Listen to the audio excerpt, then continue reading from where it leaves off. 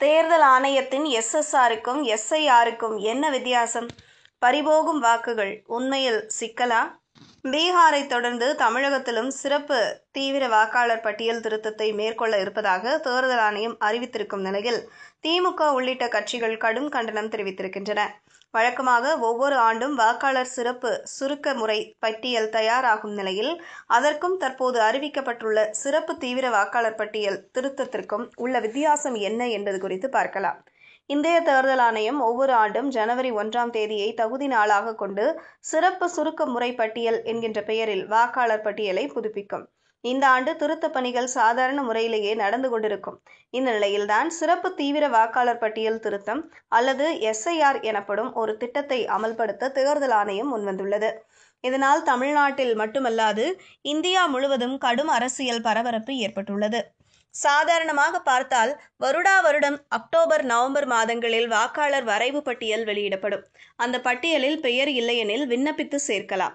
பெயரில் ஏதேனும் பிழை இருந்தால் திருத்திக் கொள்ளலாம். பெயர் தவறுதலாக நீக்கப்பட்டிருந்தால் மீண்டும் சேர்க்கலாம். இதற்காக சிறப்பு முகாம்களும் நடத்தப்படும். அதிகாரிகள் வீடு வீடாகவும் சென்று சரிபார்ப்பார்கள்.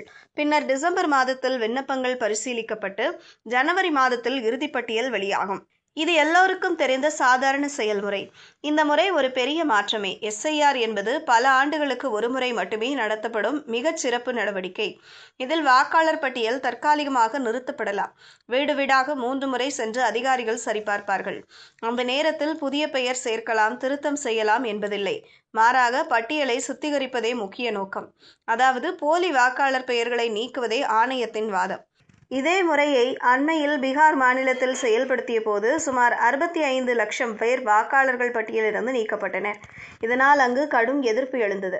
ராகுல் காந்தி உள்ளிட்ட எதிர்க்கட்சிகள் இது ஜனநாயகத்திற்கு எதிரான செயல் என்றும் மக்கள் வாக்குரிமையை திருடும் முயற்சி என்றும் கண்டனம் தெரிவித்தனர். அந்த சர்ச்சை அடங்கும் முன்பே இதே முறையை தமிழகம் உட்பட 12 மாநிலங்களில் தொடர திட்டமிட்டதாக தேர்தல் ஆணையம் அறிவித்தது. இதற்கு முதலாவதாக எதிர்ப்பு தெரிவித்தவர் முதல்வர் மு.க.ஸ்டாலின்.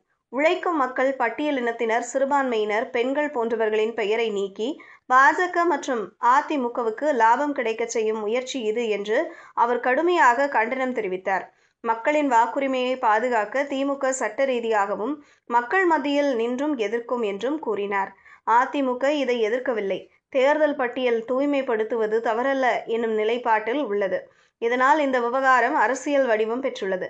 மொத்தத்தில் வாக்காளர் பட்டியலை சுத்தப்படுத்த வேண்டும் என்ற நோக்கம் ஒருபுறம் இருந்தாலும் அதே நேரத்தில் மக்கள் பெயர்கள் தவறுதலாக நீக்கப்படுவார்கள் என்ற அச்சமும் பெரிது.